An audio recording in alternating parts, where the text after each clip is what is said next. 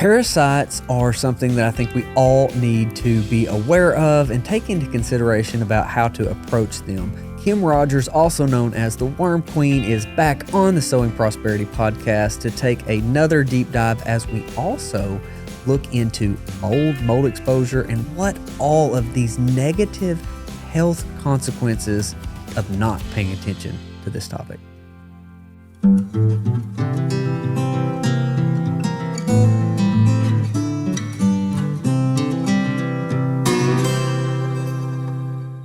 Kim, I'm so glad that we're visiting again. The first interview we did was basically a masterclass on parasites and all the different ways of addressing that and things to look for and on and on. So I had been doing a whole lot, right? Like a lot. And I didn't think there was absolutely any way that I had parasites. So you'd sent me a couple kits and I did it. And about 4 days into it, I felt like I had the flu, right?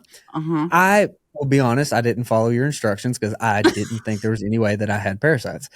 And so I was like, all right, well, I'm either going to die in this, hot coffee bath that you had the Fulvic kit, or I'm just going to go to bed and die. I don't know. Something's going to happen. So I got in there, and about 20 minutes in, I started seeing things float. I'm like, what is that? And so that's when I took out the phone, I took pictures, looked at that, sent it to you, and you said, OMG, those are pinworms. I'm like, what?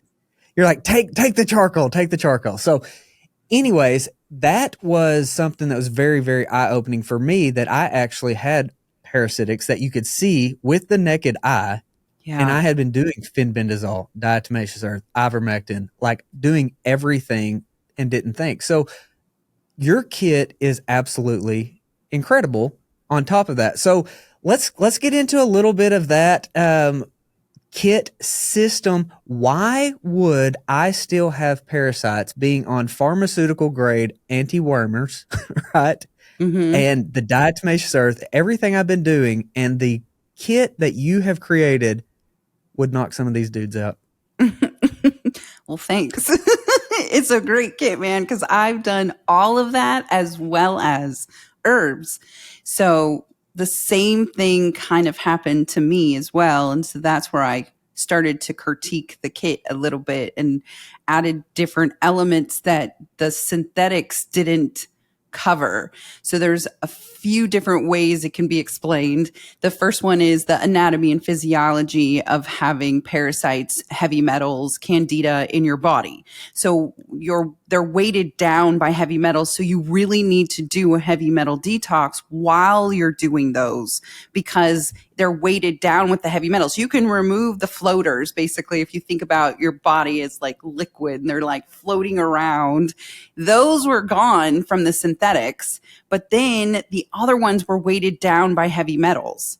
And so when you bring in Metal Flush in our kit, it releases the heavy metals, which then releases probably the ones that are holding the eggs and like continuing to rebirth, right? So you're releasing them all at once and you're creating like a shock and awe in your body. So that's kind of where I realized I was doing all the things and I was still having parasites come out, physical worms coming out. And I was like, well, why? And when I added in a heavy metal detox with my parasite cleansing, it was a game changer for me. And I really started to heal versus just getting rid of worms. And so that's the anatomy and physiology side of it. If you look at it like a frequency, because all of these ailments have their own frequency. So what I did was I brought in frequencies that are going to shatter the ailment. So like when a opera singer sings and she breaks the glass, it's because her voice got to the same frequency as the glass. So it's shattered. So if you bring in the herbs that will actually shatter those frequencies and the ailments, you have a whole new game plan going on when you're trying to self-heal. When you're taking synthetics like ivermectin, menbendazole, fenbendazole, it's just targeting those specific frequencies. It's not targeting the overall anti-parasitic activity or the parasitic activity going into your body. It's actually just targeting what those frequencies are. So physical worms, not heavy metals, not parasites. There's a difference between nematodes, which are physical worms like pinworms, flatworm, roundworm, tapeworm, and parasites, which are Giardia, D. fragilis, and crypto, which is what I had. So you have to go in and target each one of those. And basically Big P realized that, and that's how they were able to synthetically drive medications like they do. Goodness. Well, and then when you're doing ivermectin or fenbendazole, if you're not taking a binder with them, then they're just kind of laying out some eggs while they're on their way out, and the toxins are still being released and still in there. So you're trying to have it as a whole system, you know? right. Let's go into a little bit about like what a binder is. And this was the reason that I felt so bad, because I wasn't following the directions. I was not taking a binder. I'm very familiar with them. Like I just naively thought, well, I don't have parasites. I'm just going to do the kit and experience it. So what is a binder, and why is that such an important aspect of that? Well, for us, cinnamon is our binder. It's Ceylon cinnamon and coconut activated charcoal, and they're negatively charged that draw in the positive charge of the ailment. So it's basically when you're getting rid of the toxins, when you're dropping eggs, you're dropping the heavy metals, it's helping bind that together and come out of your body in a better fashion. And so it can go in and find these charges that are not normal for our bodies and help pull them out. And that's what the binder does. It can make you very sick, and you won't get as good of a cleanse if you're not binding. You're missing some things. It's a full element that you have to do. That's why we did the kit, because you have to do all of these things. You know, like it's not just one. You've got, when you're releasing candida, you've got to bind that candida to move that candida out. So it's a negatively charged herb that goes in and pulls out the positively charged element. Let's go a little bit into some of the common things that we might see with somebody that has issues with the parasite. And I think maybe parasites are such a broad umbrella. I think a lot of times we think of the things we can see with the naked eye, right? But there's a lot more to it. And so you might not even see them when they pass. But things like edema or fatigue, brain fog, just all kinds of things. But go into a little bit. What are some of the most common things you've seen if you're dealing with some? I think we all have a parasite load, but kind of the most common ways that it manifests. Teeth grinding is a big one, because your body is trying to tell you a stressor that's happening in your lymphatic system. Breakouts. I'm actually in a mini cleanse and I have breakouts, which I know they're trying to escape. So I'm binding because there is some issues that are going on with my skin. Definitely gut issues as far as like IBS, IBD. Usually the brain fog is real bad with people that have parasites and mold. And you don't always see them. Like, unless you're really getting in there and digging, or you're really infested, you should always focus on how these herbs are helping your symptoms. So if all of a sudden you had eczema and you do the Parafy kit and 10 days in your eczema is gone, well, was it really eczema, or was it a die-off or a cycle, or your body telling you something's wrong? And that's the only way that this temple can tell you what's going on, is by showing you. So that really, there's a lot of them, like there's a list of them that could be, but you know, the top 5 are probably those, just because it's the most common that we realize. The grinding of the teeth is really a big one that I see in, like, especially kids that have pinworms. So what about bedwetting? Is there any correlation of bedwetting and parasites? Bedwetting and parasites is big, but really bedwetting with mold is kind of a bigger one. Yeah, but both of them, both of them really. Yeah. Okay, that's fascinating, because, you know, parents, we all deal with that in one form or another. Some kids are worse than others about having that. But on the way down here, called one of my dear friends, Dr. Petra, and she, after the first interview that we did, started using your kit and has fallen in love with it and started Mm. recommending that to her patients. And she said that what she has noticed is even outside of the parasite aspect, the digestion help and the more regular bowel movements have been game changers for her patients. And I said, well, what do you attribute that to? She said, Kim has just put together an amazing kit. So can you go into that with the digestive aid part of it, even outside of the parasites? Well, that just made me tear up. That's amazing.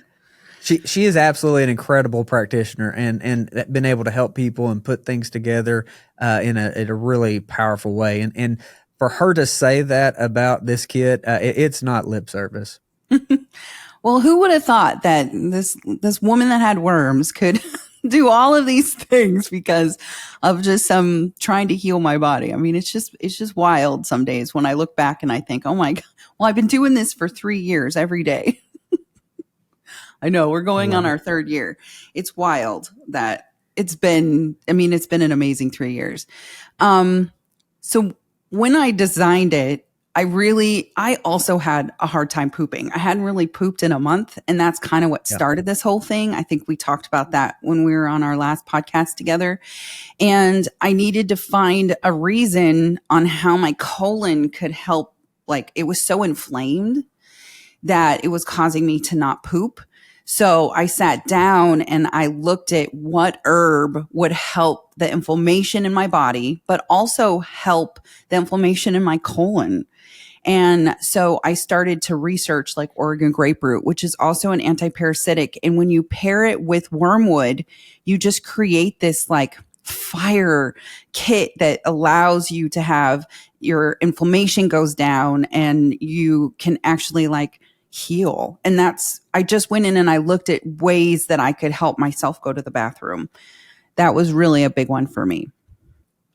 And so that's how that started with what she said, which is, going to the bathroom regularly is so important, at least a good once a day. Yeah. And so is this more going to be contributed to the paraphy aspect or the sustain? What part is having that impact? Sustain has the most impact when it comes to the bowels and helping calm it down. Oregon grapefruit and then usnea kind of goes in and like gets rid of the bacteria and viruses that are being dropped while you're deworming. It's also Mother Nature's doxycycline. So a lot of people that have Lyme, like myself, do super good on it. I take it every morning because I do so well. It helps just calm the issues that Lyme can come up with, like mental health issues, as well as feeling the movement, the spirochetal move in and out of your muscle. And so it just really helps calm Lyme down. Yeah, I think Lyme's probably a bigger deal than most people give credence to. And let's go into mold then, because I think that's another massive issue. Because I first became aware early on when Lander was diagnosed with cancer and was trying to just wrap my head around everything. Dave Asprey was huge on mold, and he has the moldymovie.com and all these things that going on, and start seeing these different things. And so I have seen how teeth grinding, and now you've mentioned the bedwetting and the fatigue. A lot of the same symptoms that we see with parasites are more can be contributed to mold, especially in the southern U.S., where we are, Florida, Arkansas, Georgia. And so what are you seeing on the front of mold? How are we coming in contact with mold, and what is that protocol that you've seen that is effective in overcoming mold exposure? Well, when you have parasites, they're holding the spores, and spores colonate in your body, just like when you see it on the wall, it's growing. That's what it's doing in your body. And it's causing havoc, pushing the healthy out of the way in order to build the colonization of the mold. So I think people just think that there's just mold spores floating around your body. That's true, but they're also colonizing in certain parts. They're building themselves, building a home, which then that home houses parasites as well. So they really do feed off of each other and Lyme. So when I had parasites, mold, and now I have Lyme, And I have chronic Lyme. So it's not as if I just got Lyme. The parasites or the mold could have been harboring the Lyme. So I didn't know that I had it. And so if you look at it this is like a house, right? This is your house. And just like in your physical world, you can see the mold growing. That's what it's doing in your body. It's the same thing. And we as chronically ill people, which I'm chronically healing, I'm not chronically ill anymore, but people that are chronically healing actually have such a lower immune system that they're not able to push it out of their cells, which weakens the mitochondria, which then doesn't allow you to have energy and move your body. That's the whole thing, is when you're so depleted, you don't move your body, and moving your body keeps it active and keeps the cells going. But we don't do that as chronically healing people. So you have to come in and help with herbs. You have to come in and help with other ways to get that moving. So that's what I figured out when I found out I had Aspergillus niger poisoning, which is what I found out I had in 22, which I was living in it and didn't know it in our travel trailer while we were building our dream log home. I had no idea. So breathing it in on a daily basis just really crippled me. And I was like, what is wrong with me? I had terrible skin. My eyes started to swell shut. So my body was trying to tell me there's something wrong with you. But my mind, because the mold controls you, was like, you're fine, you're fine, you're fine. Because it really is controlling. If you think about fungi with mushrooms, how you can take the active mushroom and turn around and go, oh, like I'm thinking, and like it keeps you inside. That's what mold does to you too, just not in like an educational gaining knowledge about yourself type of way like active mushrooms do. It's really kind of the same type of concept. Goodness. Well, And the reason for the bedwetting, Logan, the reason for the bedwetting is because the body is trying to get rid of the spores. So if you're up all night long peeing, which is what was happening with my husband and me, we just thought we were getting older, and that's what happens at night is you're up all night peeing. It's your body telling you that you've got some spores in there that it's trying to relieve. Like it's trying to get rid of the spores. Your body is telling you what's wrong, but we're just not knowledgeable enough to know to listen to it in that sense. So as soon as I started doing mold cleansing, I don't pee all night long anymore. I maybe get up once a night, maybe if I drink a lot before I went to bed. Wow. And I want to clarify something that I said earlier, that it's a Southern thing. I think that it's everywhere thing, right? It's based off of humidity and being enclosed that we are now. But I think that there may be a higher propensity of maybe like Florida or, more tropical to maybe have more exposure. But I think we all need to pay attention to it.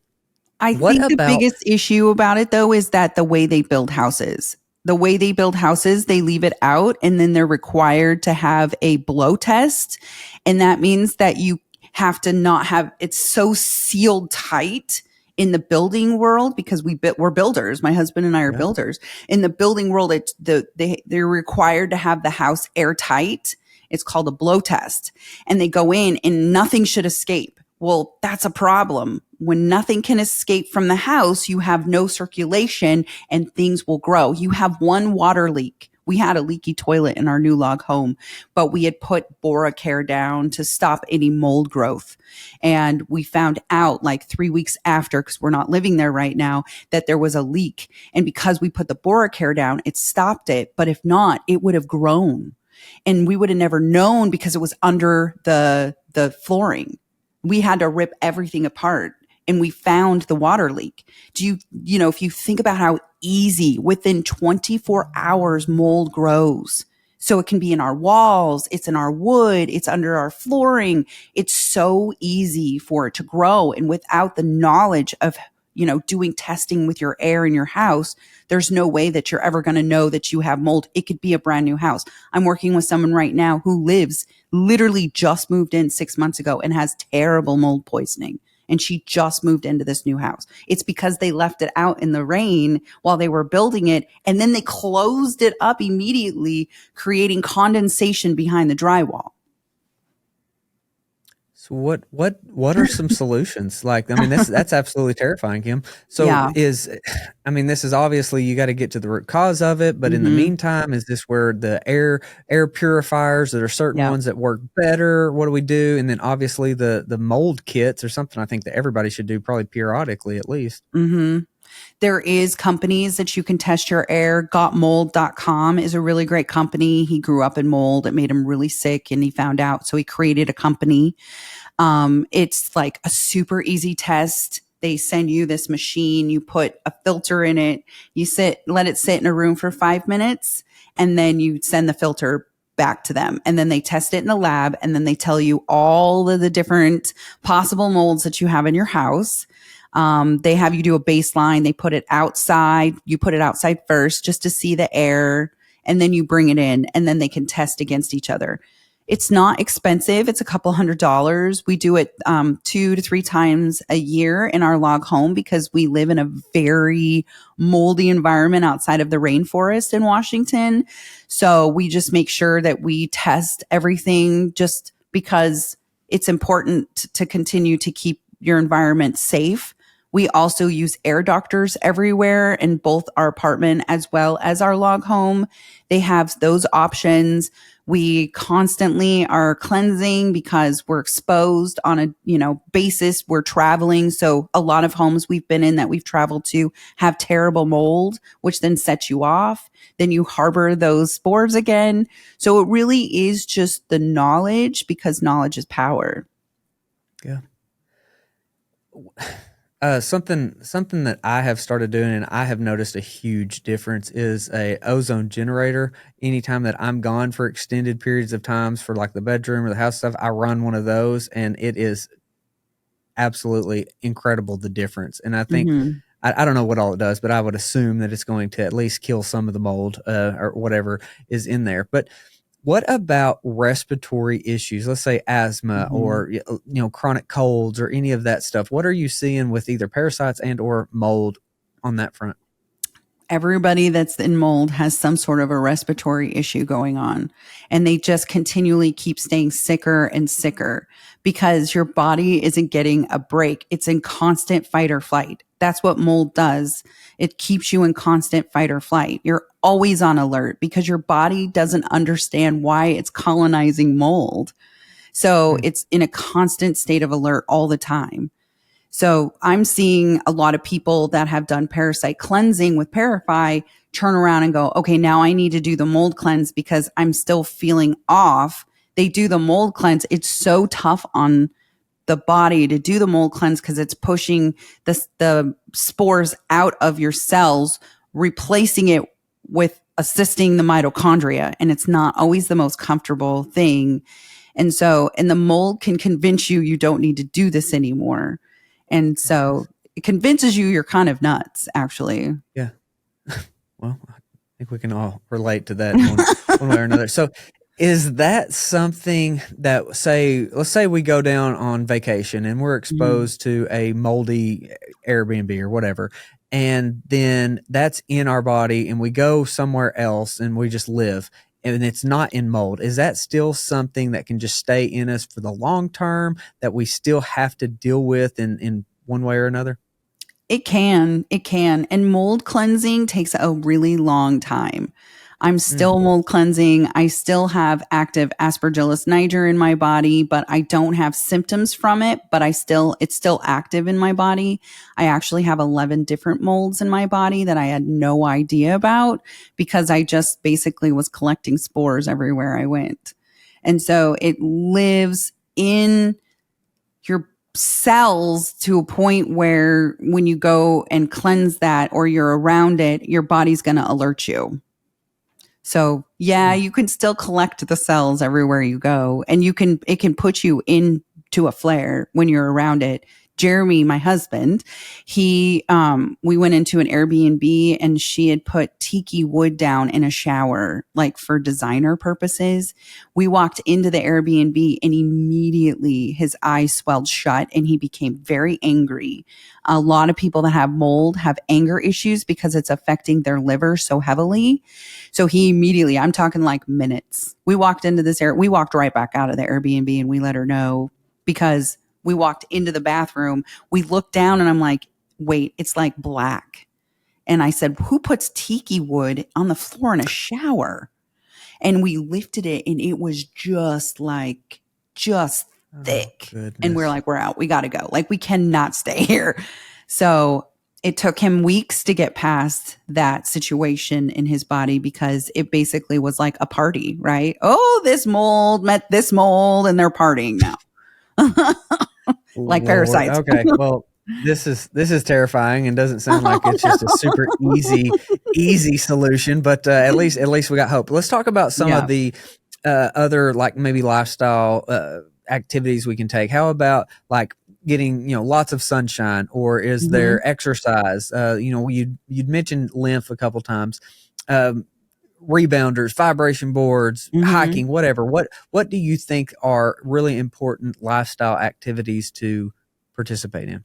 Well, so far, the ones that I have done that have like just changed the trajectory of my health, which I'm healthy, is the vibration plate because it just really shakes you up, gets you moving. Nothing can settle, nothing will attach itself while you're doing it. So that's really a big one. Infrared sauna is a huge one. Sweating is so important. You have to sweat out the toxins. And if you're not sweating, something's going on with you. So that's kind of a root issue that you have to look into if you're not sweating. Lately, I've been doing hyperbaric chamber, which is getting my cells 100% oxygen and allowing them to thrive versus sitting there trying to survive. Mold, parasites, and Lyme do not like 100% oxygen. They kind of pull that and like deprive you of it, making you hypoxic. You know, they say that we're all unalived from lack of oxygen. So the more oxygen that you can get into your body, the better your mitochondria is going to be. That's moving your lymphatic system. It's opening up drainage pathways for you. So those are big ones that I've been doing lately. Making sure that stuff doesn't lay stagnant really is important.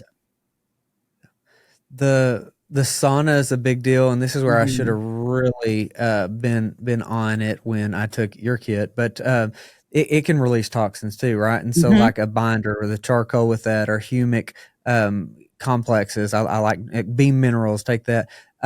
It was something that I've done, and I've noticed pretty big difference. Is a little bit of methylene blue before I get in the sauna with the binders, and that's like Yeah.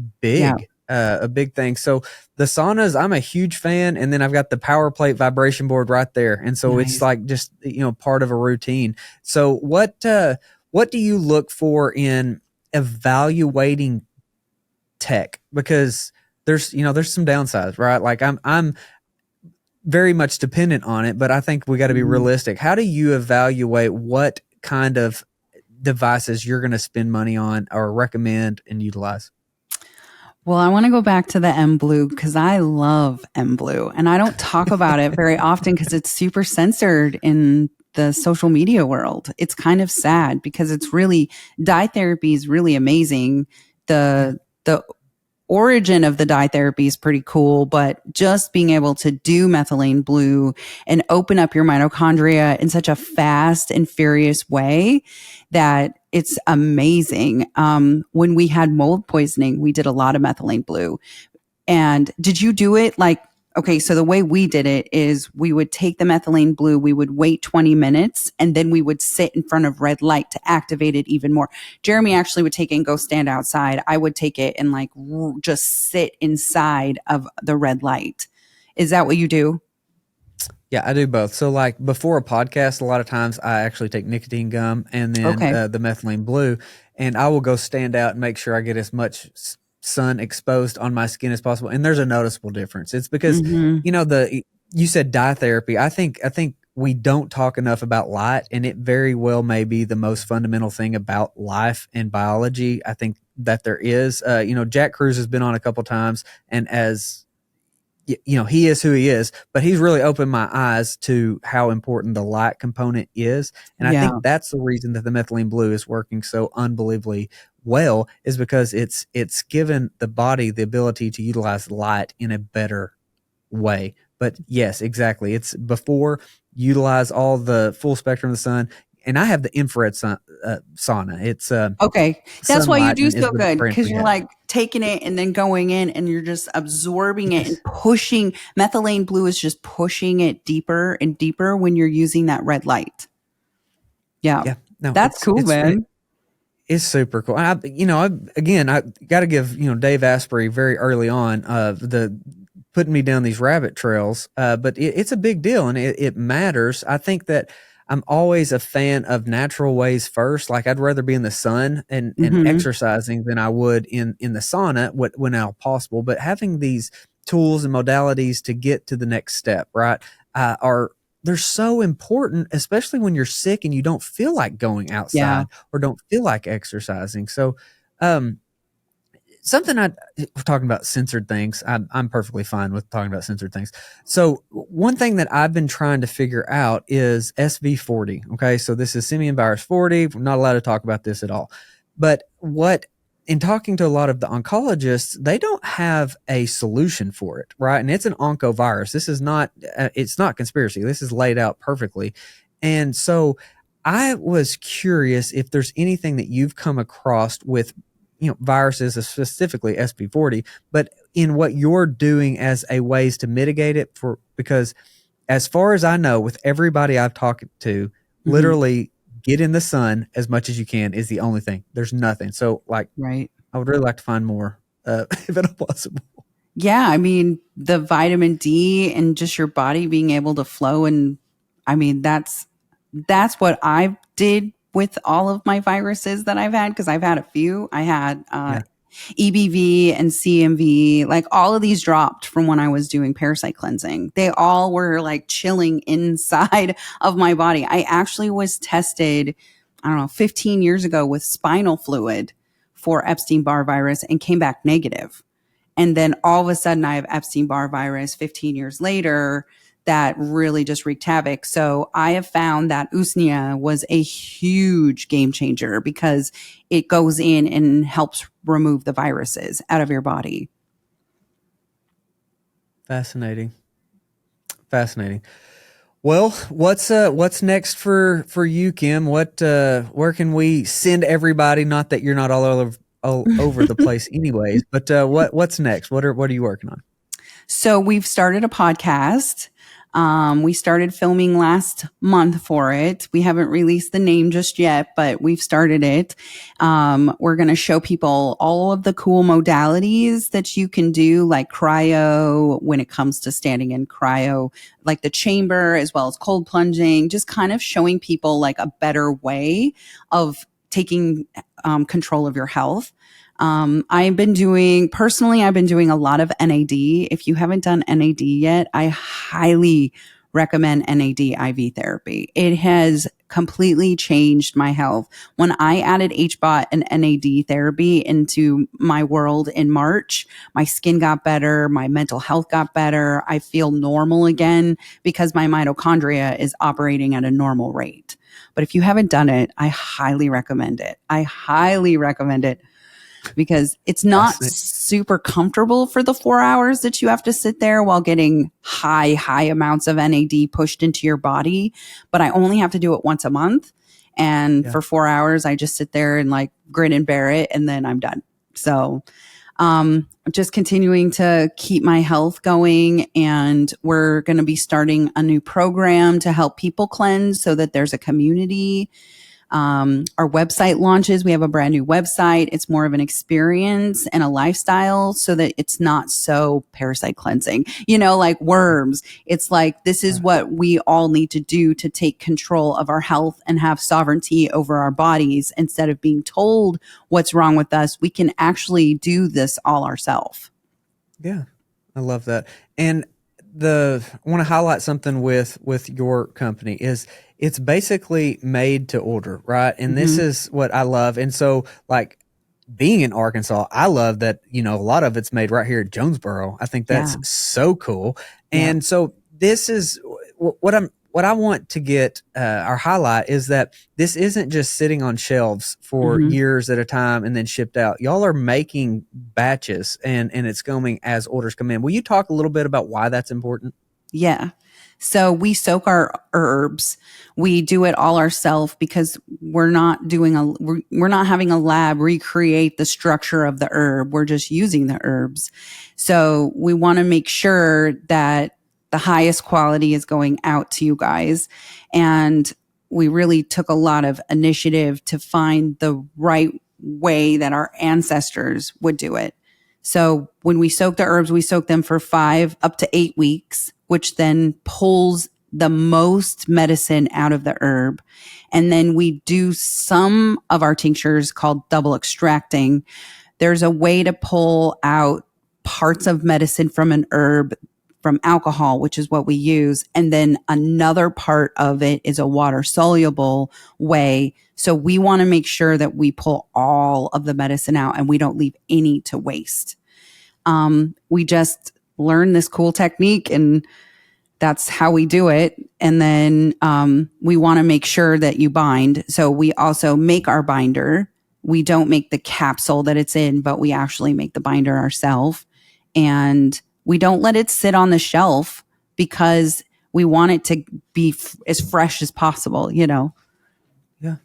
Well, I love what y'all are doing. I appreciate you greatly. You've been a wonderful resource and friend. And so just thank you.